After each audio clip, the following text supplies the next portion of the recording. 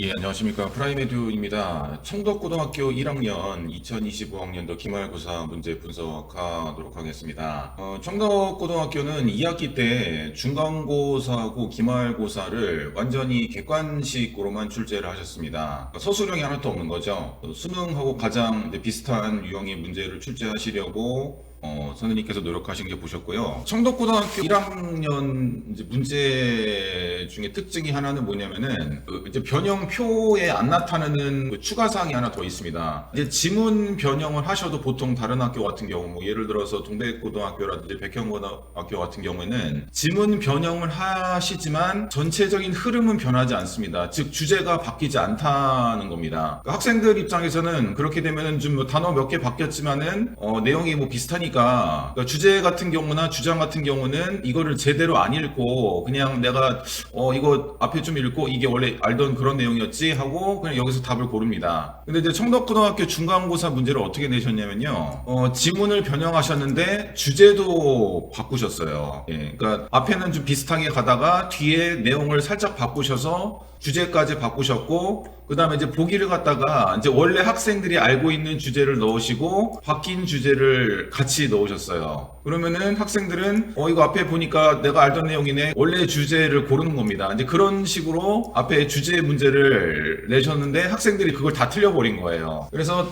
객관식으로만 문제를 출제하셨는데 1등급이 70점대가 형성이 됐습니다. 그러니까 학생들이 앞에 걸 다 안 읽고 그냥 오답을 고른 겁니다. 그런 문제를 이제 출제를 하셔서 이제 기말 때는 이제 그런 거에 대한 대비를 해야겠죠. 학원에서도 이제 마찬가지로 주제 문제를 만드는데 이제 학생 그 내신 테스트로 주제를 만드는 건데 이제 원래 지문의 내용과 약간 다르게 출제를 합니다. 소재는 비슷한데 다르게 출제를 하는 겁니다. 예를 들어서 16번, 18번 같은 경우 원래 주제는 이제 뿌리 네트워크를 통해서 이제 서로 도움을 준다 그런 얘기인데 바뀐 지문은 이제 어떻게 하냐면은 조기 경보 시스템을 뿌리를 이용해서 한다 이제 그런 식으로 지문을 저희가 이제 살짝 바꿨어요. 그리고 이 보기에는 이제 원래 주제에 보기가 들어갔고 그 다음에 바뀐 주제에 보기가 들어간 거죠. 이제 그거를 이제 제가 학생들한테 이제 낚시질이라고 한 겁니다. 그러니까 학생들은 원래 보기가 익숙하니까 그거를 고르게 되는 겁니다. 학생들한테 계속 제가 낚시질을 했고 낚시질에 걸리는 학생도 있고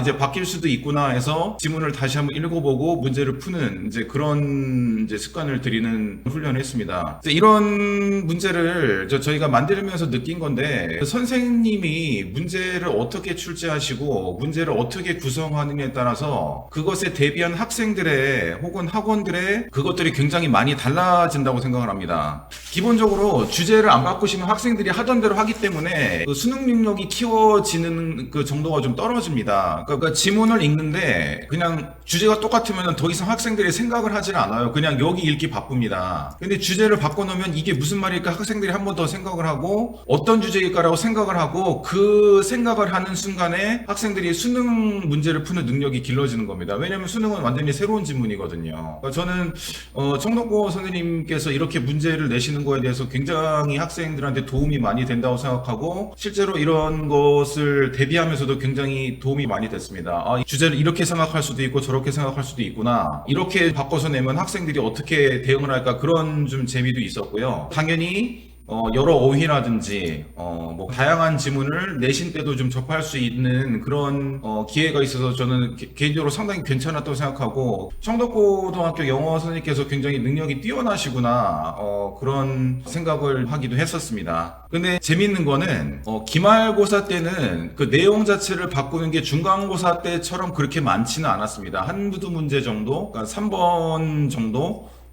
그래서 학생들이 이제 주제 신경 쓰느라고 이게 앞에 거를 꼼꼼하게 다 읽으면 뒤에 좀 시간이 좀 부족할 수도 있겠구나라는 좀 생각이 들었습니다. 물론 이제 평소 수능 실력을 갖추고 뭐 평소 모의고사 1등급 나오는 학생들은 뭐 이제 시험을 충분히 잘 봤는데 청덕고 시험을 잘 보기 위해서는 평소 수능 실력을 키우셔서 바뀐 지문에 대해서 적용을 할 수 있어야 된다. 그거는 뭐 다른 학교도 마찬가지지만 특히 청덕고는 주제까지 바뀔 수 있으니까 그런 것에 대해서 상당히 많이 대비를 하고 있어야 되고, 뭐 다른 거는 뭐 다 비슷합니다. 그래서 뭐 어휘라든지 문법이라든지 빈칸 이런 것들은 여전히 지문이 바뀌어서 출제됐다. 지문이 바뀐 게 거의 100점 중에 86점. 그러니까 정상적인 문제는 없었다고 보시면 됩니다. 이런 거를 뭐 외우게 시킨다든가 하는 거는 뭐 말도 안 되는 거죠. 그래서 평소 수능 실력을 키우고 다양한 문장을 접하는, 다양한 어휘를 접해서 수능 실력을 키워야 되는 그런 능력을 키워야지 청도권에서 시험을 잘 볼 수가 있고, 다시 한번 말씀드리지만 저도 이제 이런 내신을 준비하면서 신선했고 좀 많이 즐겼다는 말씀을 드리고 싶고요. 그러니까 다른 학교 선생님들도 그 지문 변형도 하시지만은 이렇게 주제도 좀 바꾸셔가지고 학생들이 새로운 지문이 나올 수 있다는 좀 긴장감, 학생들의 그 문제를 받아들이는 긴장감이 달랐습니다. 그래서 어떻게 새롭게 나올까, 내가